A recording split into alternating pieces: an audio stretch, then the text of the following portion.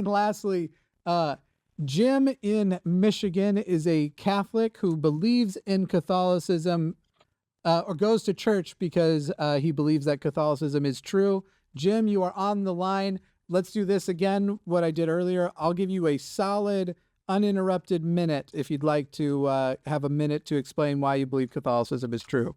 Or do you feel you need more than that? No, I'm happy to take a little time. I know you guys have been to your show. Sorry for not calling earlier. You're all right. Go for it. So no worries having to cut me off whenever you need to. But yeah, sort of the question why I go to church, I believe that God exists and that Catholicism both just best fits with just the evidence that I've seen and read. So for me, I was Catholic. I stopped believing it like in college and didn't go back. And then I kind of got into some of the writings of guys like Ed Feser, Robert Coons, Josh Rasmussen. I'm sure Matt is engaged with some of those guys back and forth. Okay, well, they're he's not really doesn't do like live debates, but they do a lot of blogging. So anyway, Feser's books in particular, where he goes through some of the arguments for God's existence, the Aristotelian argument, and effectively very similar to Aquinas' kind of first cause type arguments. And I just felt that, you know what, I think there is something kind of purely actual that is just metaphysically necessary and not contingent, and that the description that he posited, I thought, actually made some sense. And when you try to think about, well, what would something that is metaphysically contingent actually look like? What properties would something have? It did seem like the God that Catholics believe in, singular and powerful. How would you possibly determine that let's assume for a second that there is in fact something non-contingent. How would you determine that non-contingent thing is a thinking agent? So in classical theism, you're starting from first causes and getting to something that is metaphysically contingent, not in any way composed of parts and outside of time and just singular. And then from there, what Feser does is say that, hey, here are the sorts of things that would reasonably follow if something were powerful, and it would have to involve thinking. We haven't determined. No, see, here's the thing. So what I asked was, let's assume that there must be something non-contingent. How do you determine that it's a thinking agent? And you said, if you begin with classical theism, which is already a mistake, but then you went to... Why is it a mistake to begin with classical theism? You don't get to begin with theism.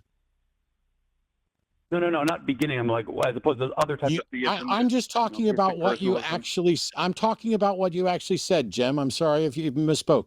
But you said with classical theism, you get to do this. Well, you don't get to begin with theism. But then you said, hey... I didn't begin with it, though. Oh, my fucking God. He actually demonstrates what... Oh, my God. Can I finish my fucking objection? Go ahead.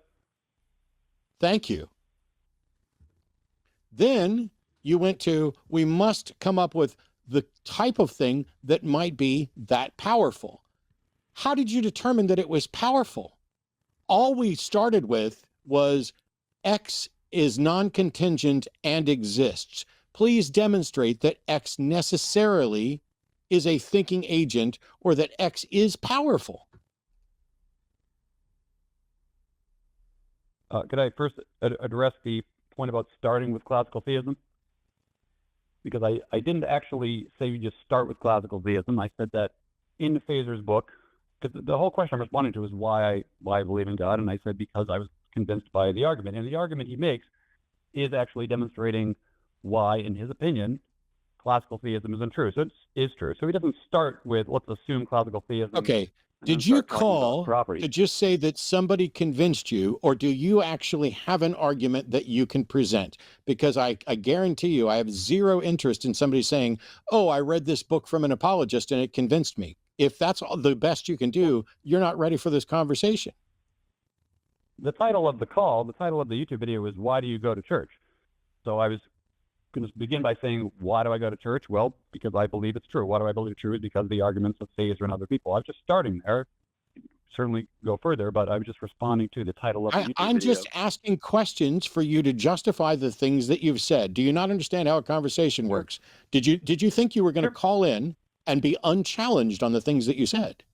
No, of course not. Ready to be Okay. challenged. Then for what reason, if we begin by concluding, if we just grant there is X exists and is non-contingent, how do you argue that X is a thinking agent? Right. So for something to be non-contingent means it doesn't depend on anything else. It is already actual and therefore does not require anything else. So that to me seems very powerful, right? The universe, for example, Now, has the okay, I'm going to try Sorry? this again, Jim. First of all, I've been doing this for 20 years. I don't need you to tell me what non-contingent means. Of course, it means it's not contingent on something else. A tautology is a tautology. My question is, how do you make the case that it's a thinking agent? And what you've said is, that seems pretty powerful to me. I don't know what powerful means. I don't know why you think that something being non-contingent is powerful at all. But let's ask this. How powerful is it, Jim?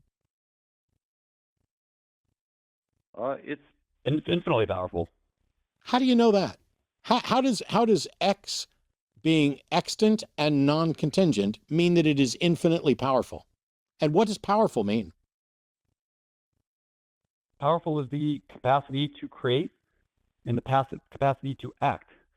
Okay, And so a you're saying that you're saying that you're saying that if X exists and is non-contingent, it necessarily has the power to act and create.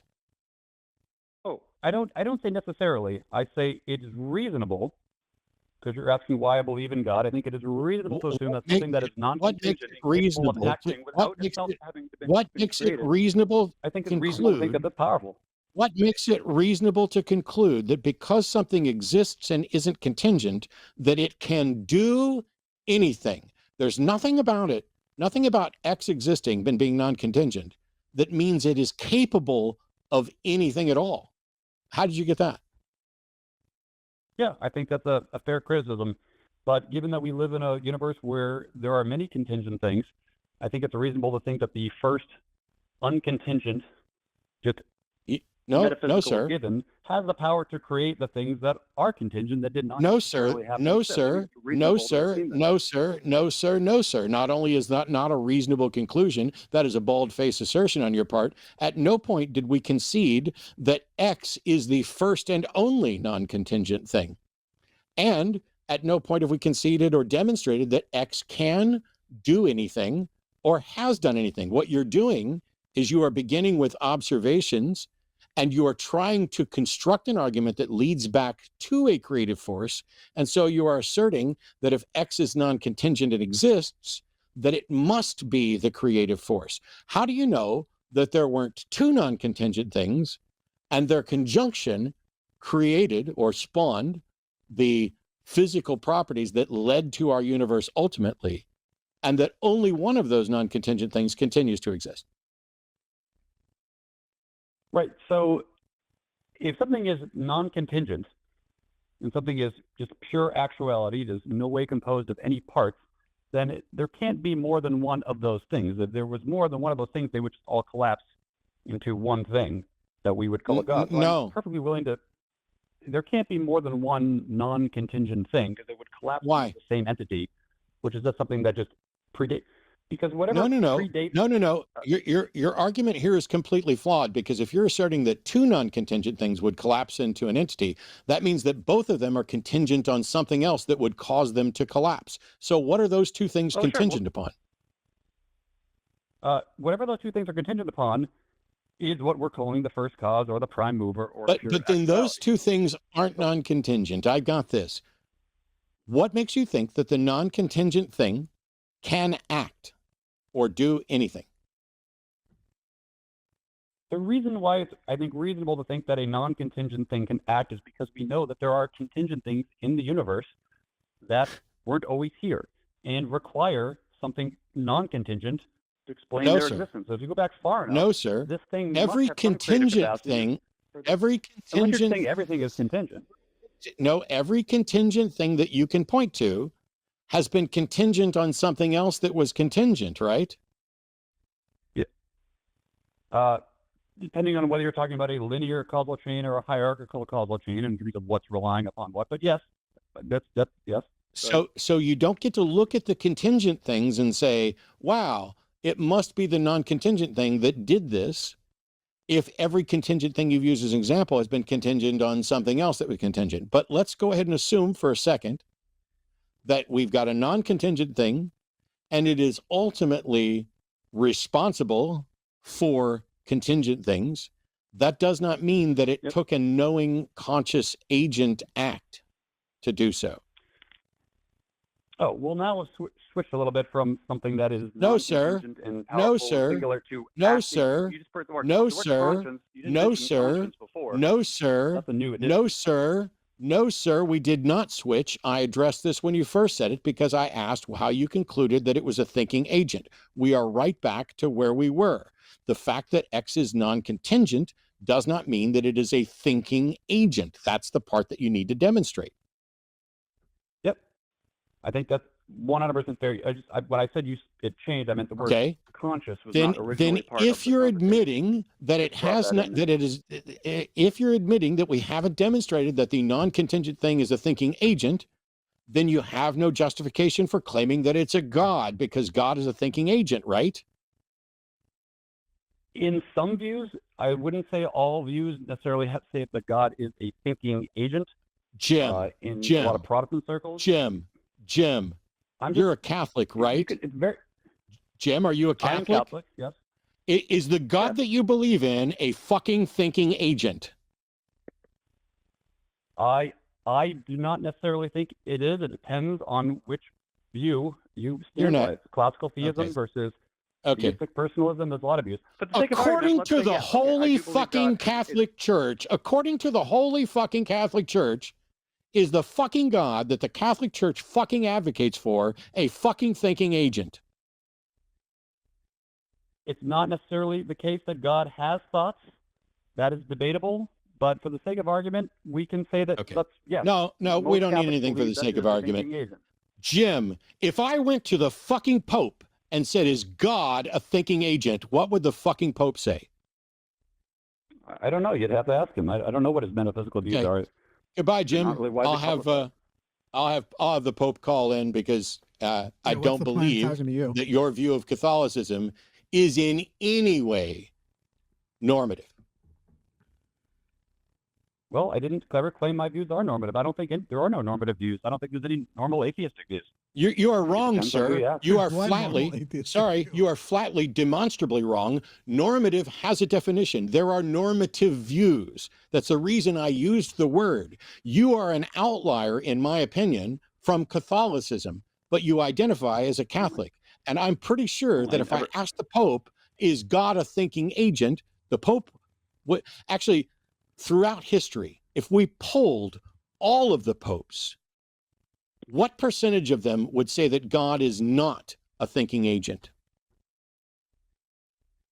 Some of them might say he's an agent. I don't know if they would all say he's a thinking agent or has thoughts.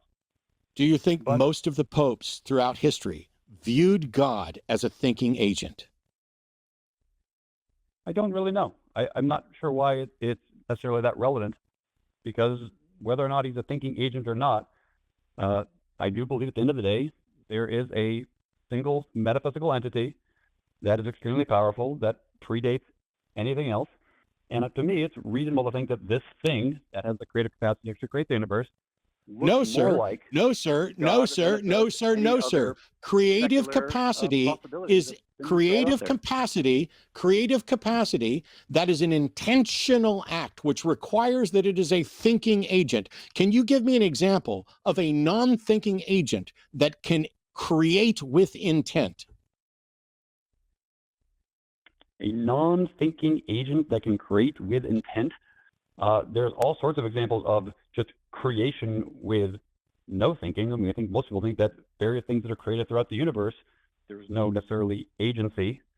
in a No, sir. star That's system. not starting how from- we're using So creation I there. don't think it's. Does how does are the we using Catholic creation? Church, here, let me make this real easy. Does the Catholic Church hold that God intentionally made this universe and knows what will happen in it? Yes, that is correct. Is there Mostly correct. any reasonable way to look at a God who intentionally created the universe and knows what will happen in it as anything other than a thinking agent? I think you're right. That is the normative mainstream view. I thought you said I there can't was speak no for any fucking pope. normative. You're By not that for I real. meant there's No, goodbye. Goodbye. Honestly, That is I a just got bored monumental by the waste of my pedantry. time after we're already 10 minutes past or 20 minutes Yeah. past our time to make me do a fucking tap dance around with you to get you admit that your metaphorical, metaphysical, non-thinking agent must be non-contingent God. You're not fucking Catholic. I mean, you can identify as Catholic, and I'm not going to say that you're wrong. I'm saying when you say there's nothing normative, and then you later admit that this is normatively Catholic and that you're outside of that, you just wasted all of our fucking time. I mean, I almost guarantee you at church, he doesn't have a trouble answering questions like that to other religious folk. It is the Exactly. Yeah, the demand of pedantry when engaging with somebody who's actually going to challenge your view with skepticism, knowing that if you even give an inch, you'll be committed to skeptical inquiry, and that would be disastrous. I also love these people, and it's especially common amongst Catholics, who have these defenses of what is essentially deism, who like to focus heavily on how philosophical they are in their deistic defenses, and really don't like to get close to, besides, well, if there is a God, I think the Catholic one is most reasonable, and how shallow their reasoning for it being the most reasonable past that deistic defense. The gap between deism and Catholicism is in defensively, as far as how the amount of work you would have to do to get between those two positions. It's not a larger gap of reality, but a larger gap of defense than actually atheism to deism, in my opinion. It's wild the way in which Catholics love to defend with a deistic proposition. Yeah, and I realize I'm in a way kind of saying the same thing. If this guy had never said, I'm a Catholic, we could have had a great conversation about whether or not there's a non-contingent thing and how much of an agent that is. Because in philosophy, when you're talking about an agent, that is an actor, something that acts and moves with intent of purpose. That I'm unaware of any useful God. So the God of classical theism, by the way, which he wants to start with, that God is absolutely a thinking agent because it is the epitome of perfection in knowledge, in character, goodness. The God of classical theism is the omni-God, the omnimax God, the I know everything and blah, blah. You can't know anything if you're not an actor. And you can't have knowledge. Now, God, a non-thinking actor agent could have information, just like my computer has files on it. So there's tons of information there. But that doesn't mean my computer is a thinking actor. And God in Catholicism makes decisions and has reactions on an emotional basis in response to human actions, or at least and comes down and takes human form. That God impregnates a virgin so that he can take human form to save us all. But you don't think it's a thinking agent? Yeah. Come on, Jim, pull the other one. I liked when he pulled the equivocation fallacy too on the word create, when we were clearly talking about the non-colloquial form of create. Yes, we might say a star system creates helium, but that's not actually that's the colloquial form of create. That's not what that is in many ways the shortcomings of having an English language where every word has so many definitions, but also having a limited brain capacity, meaning we can't actually isolate every definition to individual words. It's kind of if you've got a design, you must have a designer. Correct. But if you only have the appearance of design, then you only have the appearance of a designer. Yeah. And so prove that it's design and not just the appearance of design. because I fully agree there can be appearance of design where there's not design. I got a palate cleanser. It's the new Sunday Show bop. Patreon.com/calltheline. Join our new Discord community. Share your own expertise of your own religion in the various religion-specific support and community places. Or if we could sync up, that would be amazing. I can't think that. Well, thanks to all the crew and the mods and the screeners. It says so down below, but awesome.